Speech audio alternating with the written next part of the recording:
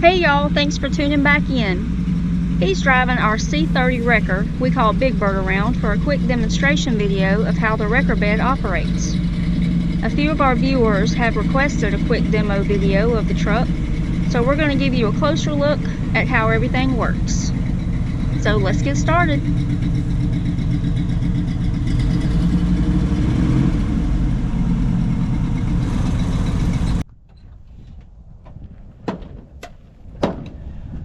Alright y'all, today's going to be a little different video. It's going to be a little tutorial of how the Holmes wrecker beds worked.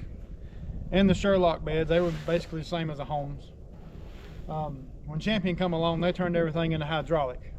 It was initially one of the Holmes youngins that did that, but anyhow, we've had some questions from a couple of viewers and a couple of subscribers on how the bed works. And one, especially from Argentina, he says the only thing they have down there are flatbed tow trucks. They do not have any type of stick boom trucks whatsoever. So I'm going to walk through how this truck works and how it can be operated and its many functions. You always wanted to have blocks of wood on these truck beds. The 4x4 will keep you from crushing the air deflector of the front of the 80 model vehicles, which is when this truck was used. You stick this to the frame rail and you'd put your bar right up against this and you'd run your chain under this and hook it to your bar. That way you was actually picking up on this block of wood. You wasn't picking up and crushing everything up on the front of the car. If you watched our other video with the Cadillac, we should have used a 6x6 to keep from crushing the bottom of the bumper up as much as we did, but the car was sitting on the ground, so there wasn't enough room for the 6x6 to go under. But it was a junk car, so we really wasn't worried about damage, but I went ahead and put the 4x4 under it anyhow. But back in the day, wood was your best friend, which it still is. If you need something to slide on a flatbed, if you got a block of wood cut at a 45-degree angle and you stick it under one of your front tires, it'll lock the tire and it'll help it slide up the bed.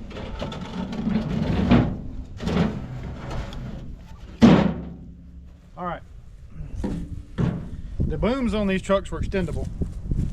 You can see this center beam right here. It's got holes in the top of it. And there's a T-pin up in the top, and you pull that T-pin out and you can lock it to whatever extension you want to extend this boom out.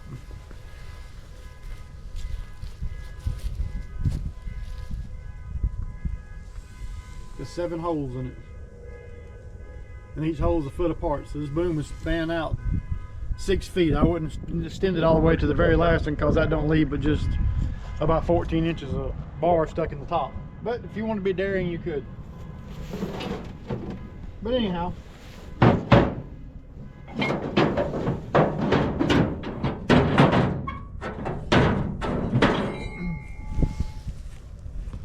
you take your hand crank. Right here is a manual gear cog winch. All it is a pulley with a cog gear set on the side of it, and this right here is just a foot, like a teardrop, that sticks down and stops the cable wherever you want to stop it at. So you'd crank it up and then you let the boom down, which isn't going to be bound up because I picked up a tractor trailer and put a bunch of tension on it.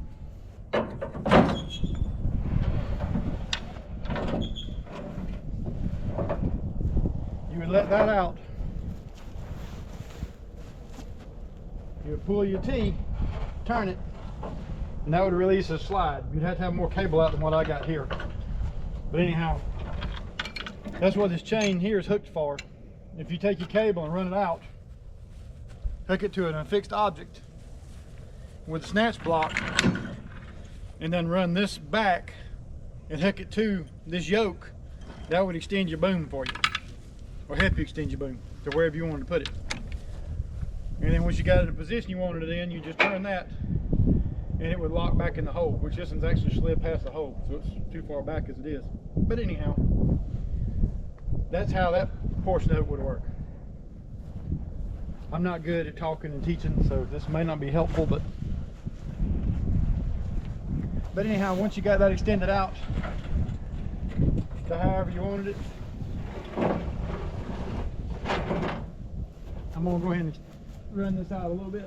Because like I said, I did pick up a tractor trailer.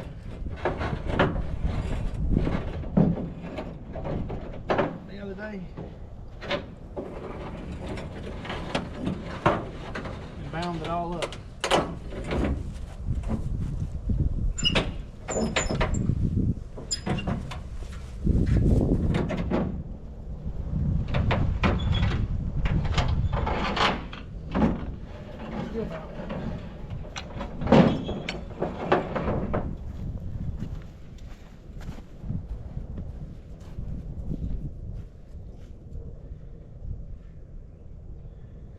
Oh yeah, bound up real good.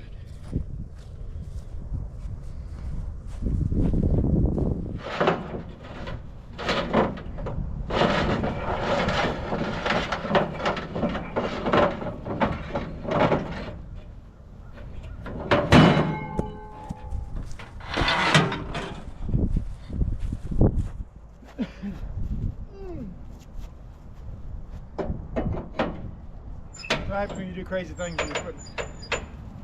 It ain't always good for it.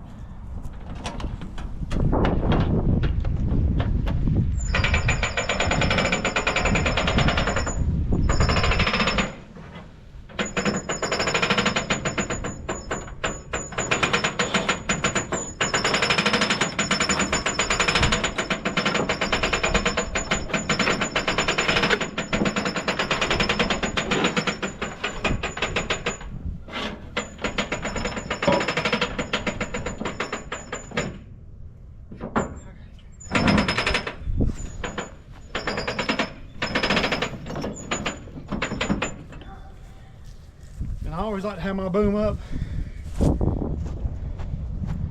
where your duck bill is running parallel with the ground. That way if it does backlash, it's got enough angle on it to where the boom, if it jumps up, it's still gonna fall back down. It's not gonna fold all the way up.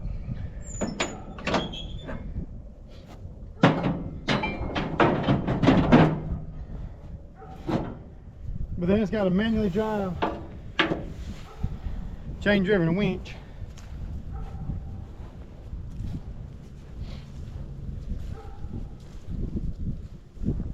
And it just works off a PTO shaft.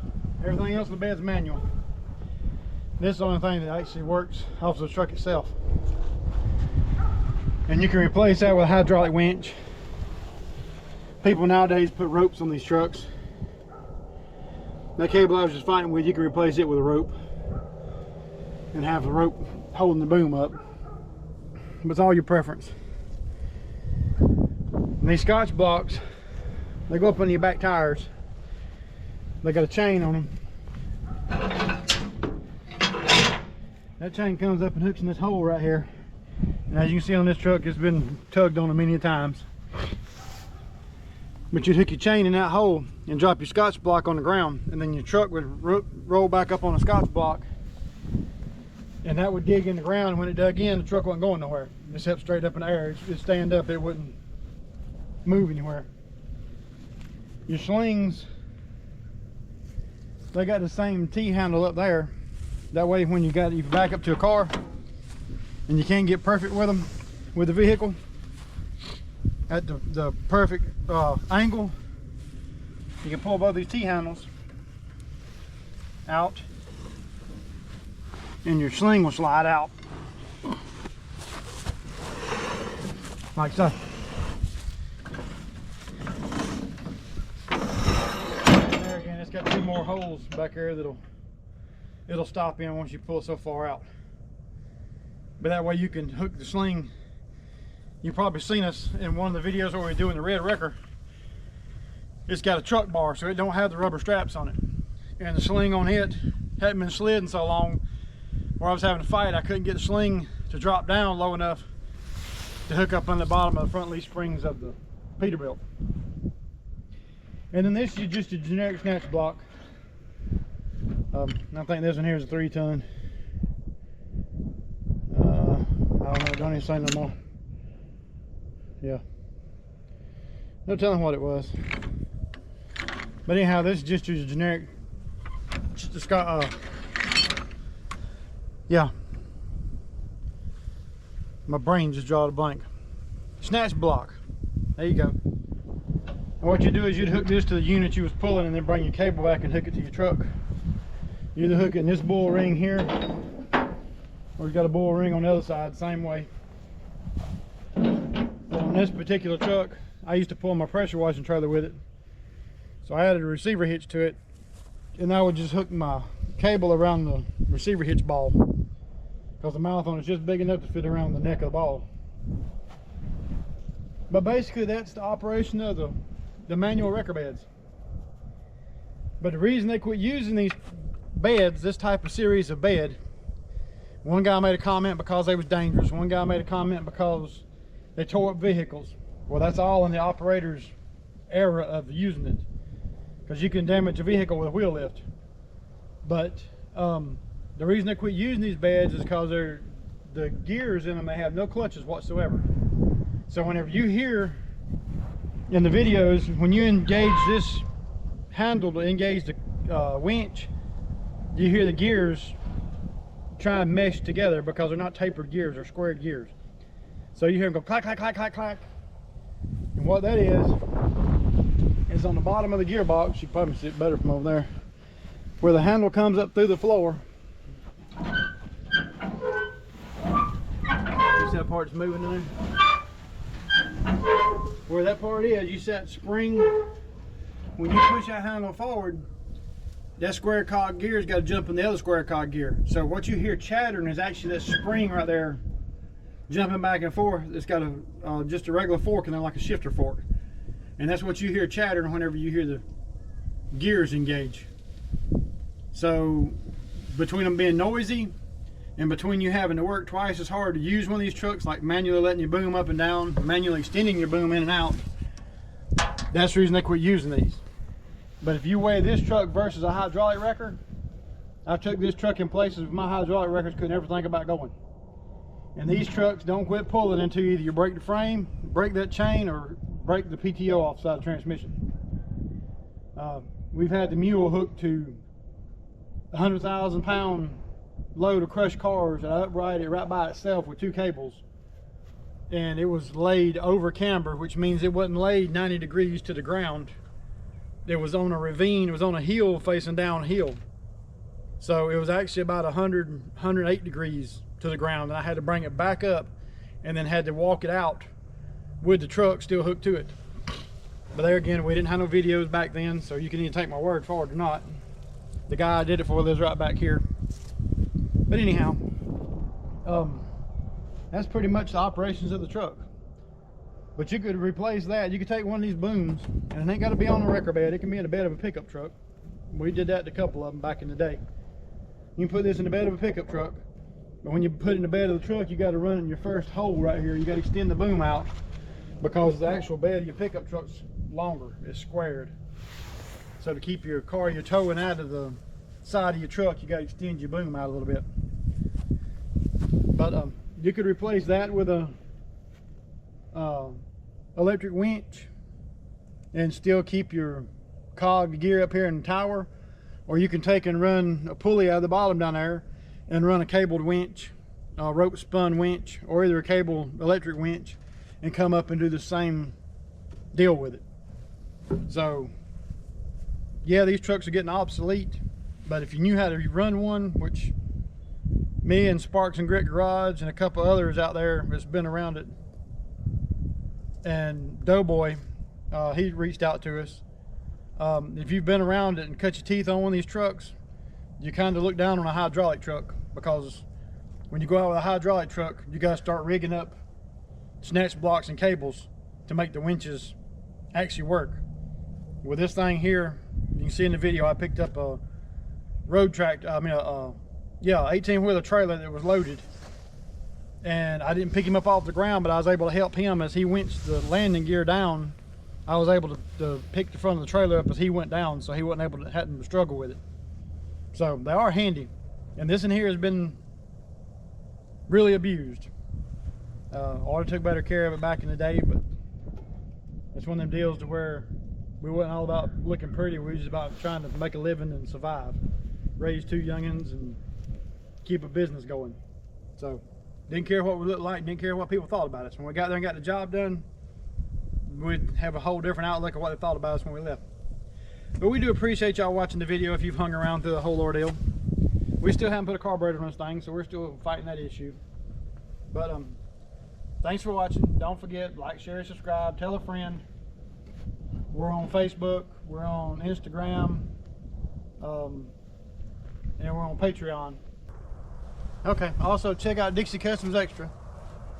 That's our second channel. And we put on some just some out of the ordinary things on there. We don't put any full-length videos on that one. But thanks for watching. Don't forget, like, share, and subscribe, tell a friend, and catch y'all on the next one. CAT scan complete.